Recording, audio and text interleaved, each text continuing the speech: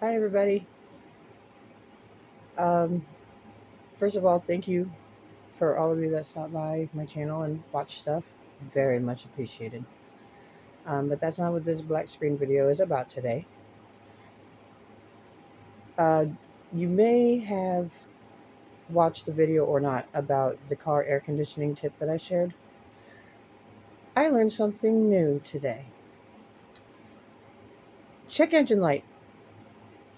Yes, the nightmare of car ownership. Here is a simple fix that you can try before you go drop money. Because I asked the same guy that asked me about the AC, and damned if he wasn't right. Like, he nailed it to the day.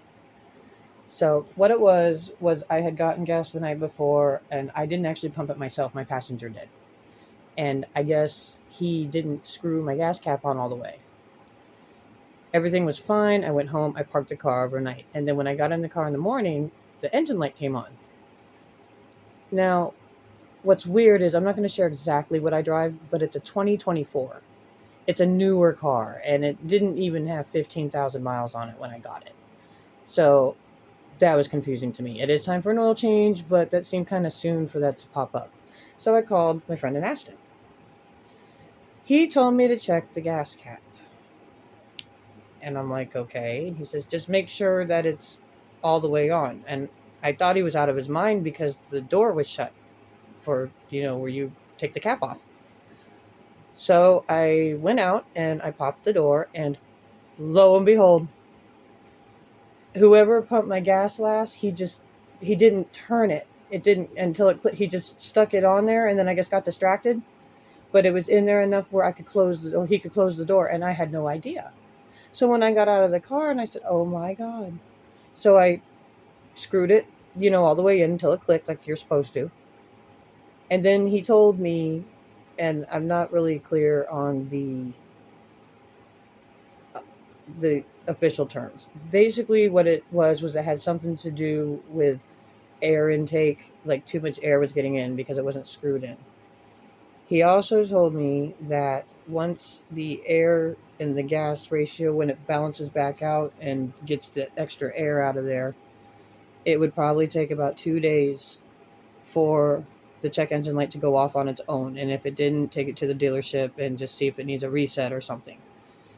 So I said, okay. One thing I did do was I filled up my tank as much as I could.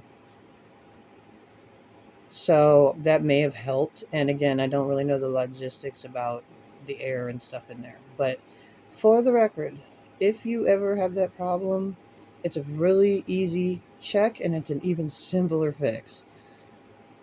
Just make sure your gas cap is on correctly. Make sure that it's not damaged or it's not like having cracks in it where air can get in or something. Make sure it's a good solid seal.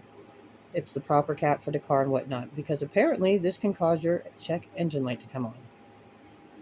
He probably literally saved me a couple grand because I would have taken this to diagnostics. And if you recall, my old car, which was a Chevy, I was having alarm problems where it just kept going off, and they wanted $300 just to diagnose the problem.